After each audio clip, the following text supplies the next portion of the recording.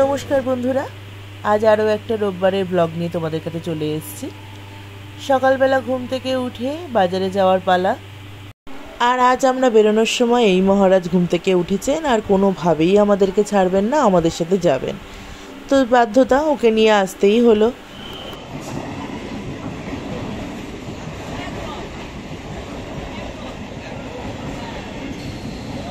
এখানে লেভেল ক্রসিংয়ে অনেকক্ষণ দাঁড়াতে হয় যে কোনো সময় ট্রেন এলে। আর আমার ছেলে এই ট্রেন দেখতে ভীষণ ভালোবাসে, যার জন্য যখনই আমরা ওকে নিয়ে যাই ব্রিজ দিয়ে যাই না, লেভেল ক্রসিং হয়েই যাই, যাতে ও অনেকগুলো ট্রেন দেখতে পায়।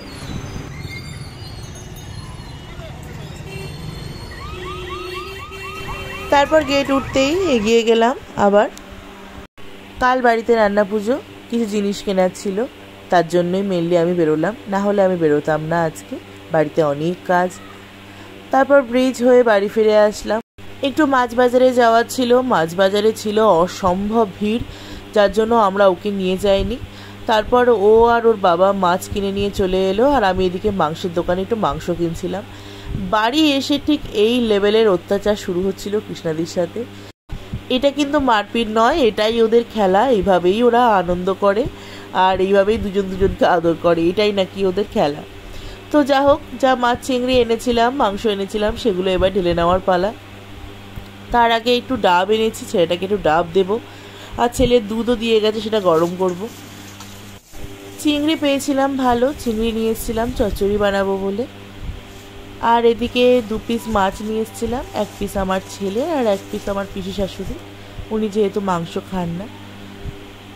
আর বাড়ির সকলের জন্য এনেছিলাম চিকেন। বাড়িতে আজকে প্রচুর কাজ, অনেক কিছু ধোয়াধুয়ির ব্যাপার আছে, তো এগুলো সব এবার ধুয়ে নেবো আমি। আর এদিকে চা বসিয়ে দিয়েছি। দেখো, চিংড়িগুলো কিন্তু আমার ধুয়ে বেছে রেডি করা হয়ে গেছে, মাছও আমি ধুয়ে নিয়েছি, মাংসও আমি সুন্দর পরিষ্কার করে গুছিয়ে নিয়েছি। ভাত হয়ে গেছে রান্না, ভাত উপর দিয়ে দিয়েছি, মাছগুলো এবার ভাজতে বসিয়ে দিয়েছি। আর মা এদিকে আমার মাছের ঝোলের এগুলো সব জোগাড়যন্ত্রী করে দিচ্ছে, আর আমার ছেলে ওখানে বসে বসে দিদির আদর খাচ্ছে। মা আমাকে সমস্ত রকমের আনাজ গুছিয়ে কুটে দিয়েছিল। এদিকে আমি বসিয়ে দিয়েছি ঢ্যাঁড়স চিংড়ি। এই চচ্চড়িটা আমার বাড়িতে সবাই খুব পছন্দ করে। আর এদিকে আলু কচু দিয়ে মাছের ঝোল, পিসির জন্য এটা। তারপর মা এদিকে পেঁয়াজ, আদা, রসুন, টমেটো এগুলো সব কেটে আমাকে সুন্দর করে গুছিয়ে দিয়ে গেছে। আলুও কেটে দিয়েছিল, আমি আলুটা ভাজতে বসিয়ে দিয়েছি। আর এই কড়াইয়ে না হচ্ছে ডাল মাখা, মানে কালকের ডাল ছিল কিছু বেঁচে গিয়েছিল, সেটাকে আমি একদম শুকনো শুকনো করে নিচ্ছি। এটা খেতে কিন্তু দারুণ লাগে, তোমরা কখনো খেয়ে দেখতে পারো, খুব ভালো লাগে। বেঁচে যাওয়া ডালটা পরের দিন আর কেউ খেতে চায় না, তো এরকম করে নিলে বেশ ভাতের সাথে বা মুড়ির সাথেও সকালবেলা খেলে খুব ভালো লাগে। তো মাংস বসিয়ে দিয়েছি এদিকে, আর এখানে আমার ছেলের মাছের ঝোল হচ্ছে আলু আর ঝিঙে দিয়ে। আর ভাইয়ের জন্য আমি আমার দেওরের জন্য আমি কয়েকটা চিংড়ি ভেজে রেখেছিলাম, ও চিংড়ি ভাজা দিয়ে ভাত খেতে খুব ভালোবাসে। মাংস আমার এদিকে প্রায় হয়েই এসছে, সেই সময় মা এদিকে দেখলাম বাবুকে খাইয়ে দিচ্ছে। খুব বদমাইশি করে ও মার কাছে খেতে। দুপুরে চালিয়েছিলাম গোলন্দাজ মুভিটা, বেশ ভালোই লেগেছে। মুভি দেখতে দেখতে আমরা সবাই ভাত টাত খেয়ে নিলাম। চিকেন দিয়ে ভাত আমার খেতে দারুণ লাগে, তো ওটাই খেয়েছিলাম দুপুরে। তো এদিকে আমার কোলেই আমার ছেলে ঘুমিয়ে পড়েছে এখানে বসেই পুরো মুভিটা শেষ করেছিলাম। ভীষণ ভালো লেগেছে, মায়েরও ভালো লেগেছে। মা আর আমি বসে বসে দেখছিলাম, বাকি সবাই ঘুমাচ্ছিল।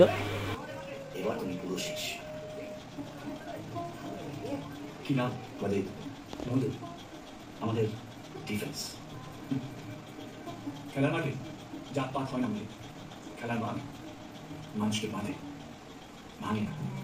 তোমরা দেখতে পারো, বাংলা মুভি যারা ভালোবাসো ভালো লাগবে। এদিকে আমার গুণধর ছেলে ঘুম থেকে উঠেও গেছে, দেখি বুটু,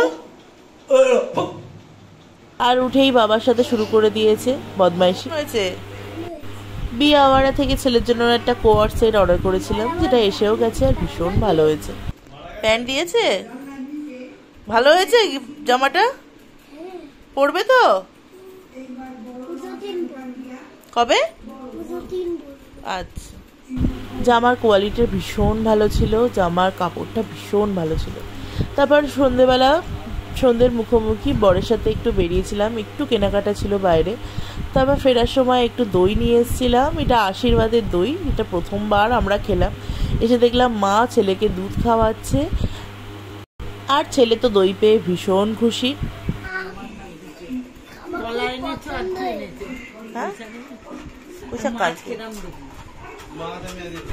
মিষ্টি দই খেতেও বরাবরই খুব ভালোবাসে। আগে মেট্রো ডেয়ারি, মাদার ডেয়ারির মিষ্টি দই এনে দিতাম, আগে বানাতাম আমি বাড়িতে, মিষ্টি দই পাততাম, তো তখনও খেত। তো এখন আর সময়ের অভাবে হয়ে ওঠে না। তো এটা না আশীর্বাদের দই, এটা প্রথমবার আমরা ট্রাই করলাম, তো বেশ ভালোই লেগেছিল। তারপর কৃষ্ণা দিয়ে আবার চাউমিন এনেছিল।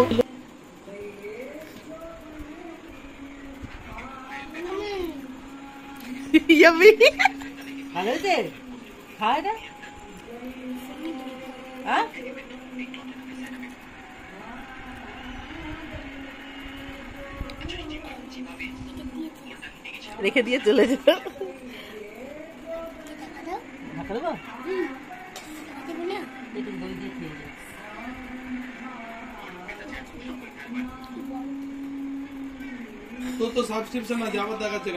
আর চাউমিন খেতে তো ভীষণই ভালোবাসে, দই চাউমিন দুটোই পছন্দের জিনিস পেয়েছে আর পাইকে।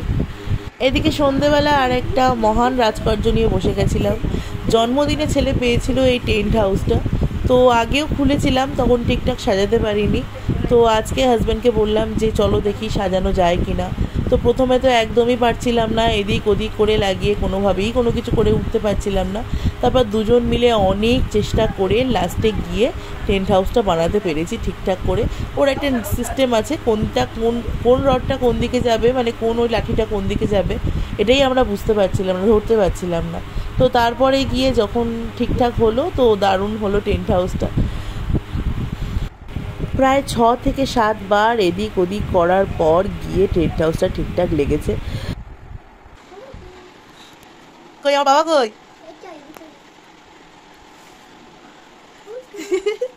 দেখি দেখি বাবুকে দেখি। হ্যাঁ আস্তে আস্তে ঢোক।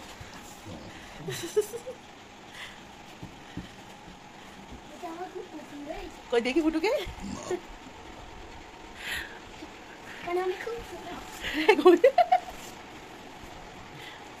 যার জন্য এই টেন্ট হাউসটা বানানো তার তো ভীষণ পছন্দ হয়েছে, এটা সে এর মধ্যেই পড়ে রয়েছে সারাদিন।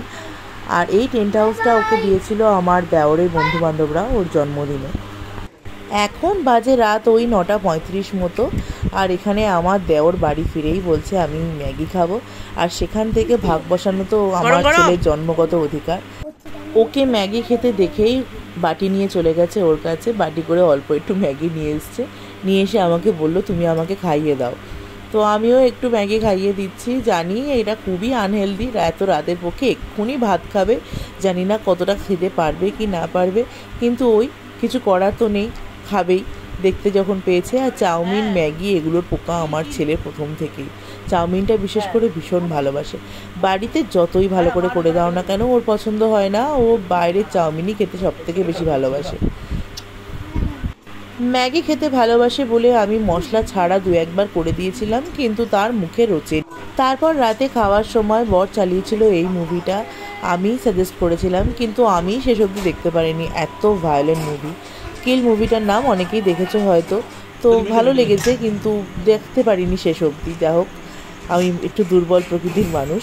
ডিনারে সকালে তরকারিগুলোই ছিল, একটু খালি পরোটা করা হয়েছিল, ভাতও বেঁচে গিয়েছিল, আমার ঠিক খাওয়ার ইচ্ছাও ছিল না। বর খাচ্ছিল এদিকে, তাই দেখে একটু ইচ্ছা হলো, বর একগাল দিয়েও দিল। তো এদিকে এদের খেলাধুলা তো সবই হয়ে গেছে, খেলার বেলা তো খেলে নিয়েছে, কিন্তু গোছানোর বেলা কেউ নেই, সেই আমিই আছি। এটা প্রথমেই খুব সমস্যা হচ্ছিল ঢোকাতে, কারণ আমার ছেলে দুদিকের ঢাকনাই খুলে দিয়েছিল, তো এদিক দিয়ে ঢোকাচ্ছিলাম, ওদিক দিয়ে বেরিয়ে যাচ্ছিল, তো লাঠিগুলো পড়ে গেছিলো। এখানে আমার ছেলে হেল্পও করছিল আমাকে, যেহেতু দেখছিল যে আমি একটু রেগে গেছি, যে টেন্ট হাউসটা বানিয়ে তারপরে যে যার মতো ফেলে রেখে চলে এসছে বলেই আমি রেগে গেছিলাম। বিশেষ করে এই টেন্টের কাপড়টা গোছাতে গিয়ে খুব সমস্যা হচ্ছিল, মানে যেভাবেই গোছাই না কেন ওই রোলটার মধ্যে ঢুকছিল না। তারপর অনেক কষ্ট করে গুছিয়ে সেটাকে ওর মধ্যে ঢুকিয়েছি। আর যেহেতু খাটের ওপরই পুরো ছড়িয়ে রেখেছিল, যার জন্য আমি বিছনা করতে এসেও বিছনা করতে পারছিলাম না, তাই জন্য আমার বেশি রাগ হচ্ছিল। ওই দেখেই আমার ছেলে আমাকে হেল্প করতে এসেছিল, আর অনেকটা হেল্প করেও দিয়েছিল। ফাইনালি সব শেষ করে চলে এসেছি একদম ফ্রেশ হয়ে। ডিনারও হয়ে গেছে, তোমরা দেখলে, হাজব্যান্ড খাইয়ে দিয়েছে। যাই হোক, তো ছেলেরও খাইয়ে দিয়েছি, বিছনাও রেডি করে নিয়েছি। কাল ভাবছি ছেলেকে স্কুলে পাঠাবো না, ওর কালকে স্কুল আছে, স্কুল ছুটি নেই কালকে, তো হাজব্যান্ডের ছুটি। তো কাল যেহেতু আমাদের বাড়িতে রান্না পুজো, সকাল থেকে প্রচুর কাজ, তো সেই জন্য ভাবছি যে ছেলেকে কালকে স্কুলে পাঠাবো না। দেখা যাক, কাল সকালে ডিসিশন কালকেই নেব, এখনো কিছু ভাবিনি বিষয়। কালকেও একটা হেকটিক ডে যাবে, দেখা যাক কিভাবে যায়। তো চলো, আজকের মতো গুড নাইট। সবাইকে গুড নাইট বলো। Good night.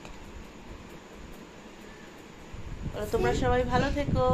তোমরা সবাই ভালো থেকো। বলো ভালো লাগলে লাইক চ্যানেল সাবস্ক্রাইব। একটা ফ্লাইং কিস দিয়ে দাও। ইয়াম্মি। আমাকে একটা হাম্পি দাও। গেলে চলো, টাটা। এবার কপালে দেওয়া হয়নি। দাও।